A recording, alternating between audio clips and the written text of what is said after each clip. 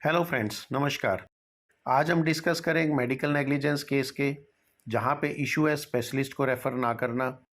यहां पे डिस्कशन हुआ कि स्पेशलिस्ट डॉक्टर की ओपिनियन की ज़रूरत कब होती है। रिसेंटली नेशनल कमीशन में 9 अप्रैल को इस पे फाइनल वर्डिक्ट लिया गया। कंप्लेनर ने क्या कहा? उसने कहा मेरे फादर एम्स हॉस्पिटल फरीदाबाद में एडमिट हुए ऑन्कोलॉजिस्ट के पास। उन्हें मायस्थीनिया ग्रेविस था जो पहले ही ऑलरेडी आइडेंटिफाइड था। उन्होंने कोई भी ट्रीटमेंट मायस्थीनिया ग्रेविस रिलेटेड नहीं दिया। 3-4 बार उन्होंने एडमिट किया, बाद में कोई इम्प्रूवमेंट नहीं हुई और उन्होंने इन 2 या 3 बार जब एडमिट हुए कभी भी न्यूरोलॉजिस्ट की तरफ रेफ़र नहीं किया। बाद में बाबूजी को एक्यूट क्राइसिस हुआ, उन्होंने न्यूरो के डॉक्टर को इन्वॉल्व किया, उन्होंने अपनी तरफ से बेस्ट किया, लेकिन फिर भी क्योंकि डेफिशिएंसी हो चुकी थी, डिले इन ट्रीटमेंट था, अल्टीमेटली बाबूजी एक्सपायर हो गए। मायस्थीनिया ग्रेविस करके मसल्स में काफ़ी हद तक नैरोइंग होती है, जैसे फूड पाइप में भी हुई, इसलिए उन्होंने प्रॉपर आरटी वगैरह नहीं डाली। ऑलरेडी हमारे बाबूजी मायस्थीनिया ग्रेविस से डायग्नोज थे और उनका ट्रीटमेंट एम्स दिल्ली से चल रहा था।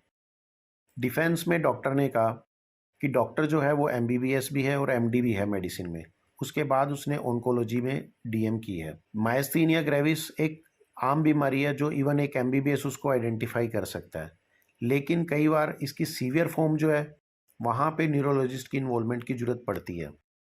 मैंने पेशेंट को 3 बार एडमिट किया, उस टाइम उसको मायस्थीनिया ग्रेविस से रिलेटेड कोई भी प्रॉब्लम नहीं थी।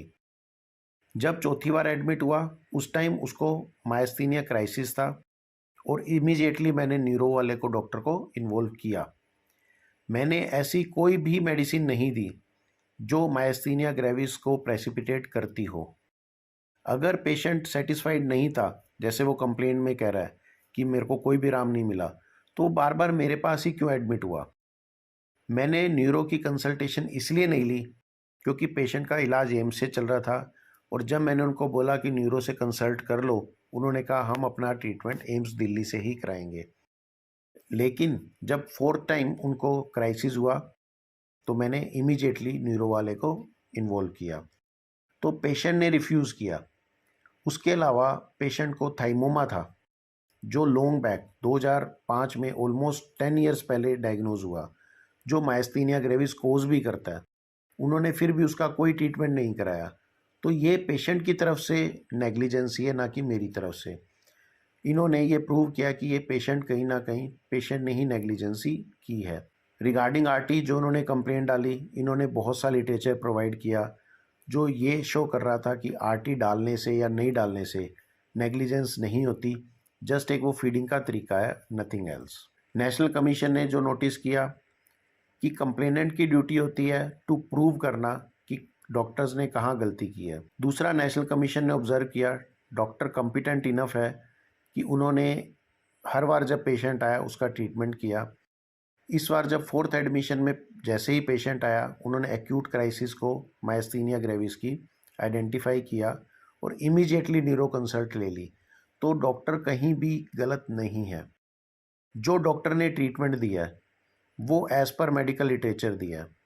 पिछले जितने भी एडमिशन थे उसमें जहाँ पे भी नेफ्रो के डॉक्टर की ज़रूरत थी या कार्डियो के डॉक्टर की ज़रूरत थी, उन्होंने उनकी कंसल्टेशन ली है। अब जब 4th टाइम न्यूरो के डॉक्टर की कंसल्टेशन की ज़रूरत थी, उन्होंने वो भी ली है। तो कहीं पे भी ट्रीटमेंट में ऐसा कोई हिस्सा नहीं है जो हम कहें कि डॉक्टर गलत था। कंप्लेनेंट ने एक्सपर्ट एक डॉक्टर केरला के डॉक्टर की ओपिनियन दी जिसमें लिखा हुआ था कि ये गलत है, इन्होंने गलती की है। लेकिन डॉक्टर्स ने स्टेट काउंसिल केरला को लिखा और उनसे ये जाना कि क्या ये डॉक्टर एक्सपर्ट है मायस्थीनिया ग्रेविस के, और उन्होंने स्टेट काउंसिल ने कहा ये जस्ट एमडी फिजिशियन है और ये मायस्थीनिया ग्रेविस के बारे में या उसकी कॉम्प्लिकेशन के बारे में ओपिनियन नहीं दे सकते। प्लस कोर्ट ने कहा कि जब ये फरीदाबाद दिल्ली एनसीआर का केस है, यहाँ पे आसपास इतने डॉक्टर हैं, तो आप केरला जाके स्पेशली इतनी दूर जाके ओपिनियन क्यों ले रहे हैं? तो कहीं ना कहीं कोई प्रॉब्लम लगी और उसको इन्होंने नेशनल कमीशन ने उसको डिस्कार्ड किया। नेशनल कमीशन के सामने जो क्वेश्चन था, उन्होंने कहा कि थाइमोमा का आपने ट्रीटमेंट क्यों नहीं कराया जब इतने साल तक आपको डायग्नोज हुआ था। दूसरा, नेशनल कमीशन ने ऑब्जर्व किया जो न्यूरो के डॉक्टर ने जो भी ट्रीटमेंट दिया है, सेम ट्रीटमेंट बाद में न्यूरो वाले डॉक्टर्स ने दिया था। तो कंप्लेनेंट अल्टीमेटली फेल हुआ कि डॉक्टर्स ने अब कैसे डेविएट हुआ स्टैंडर्ड प्रैक्टिस से, इसलिए अपील को नेशनल कमीशन ने रिजेक्ट कर दिया। होम मैसेज की बात करें फ्रेंड्स, प्रॉपरली कभी भी केस अगर लड़ा जाए तो वो इजीली जीता जा सकता है। आप कभी भी जब डिस्चार्ज करें तो अगर आपको लग रहा है कि यहाँ पे कोई ओपिनियन की ज़रूरत है या पेशेंट के ऑलरेडी कई बीमारियाँ चल रही है, जैसे पेशेंट को शुगर है, तो वहाँ पे ज़रूर लिखें कि आप फिजिशियन को दिखाओ। वो दिखाए या नहीं दिखाए वो उसकी मर्जी है, but always on your discharge do right कि डू कंसल्ट एंडोक्राइनोलॉजिस्ट या फिजिशियन।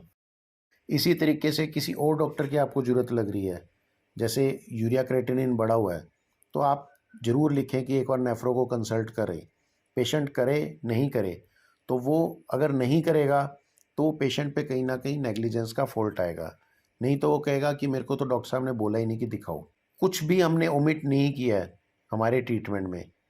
जब अगर हम ये प्रूव कर देते हैं तो हम नेग्लिजेंस के केस को ईजिली प्रूव कर सकते हैं कि हमने कोई भी नेग्लिजेंस नहीं की है। Thank you friends. अधिक जानकारी के लिए आप हमें हमारे ईमेल आईडी पे लिख सकते हैं।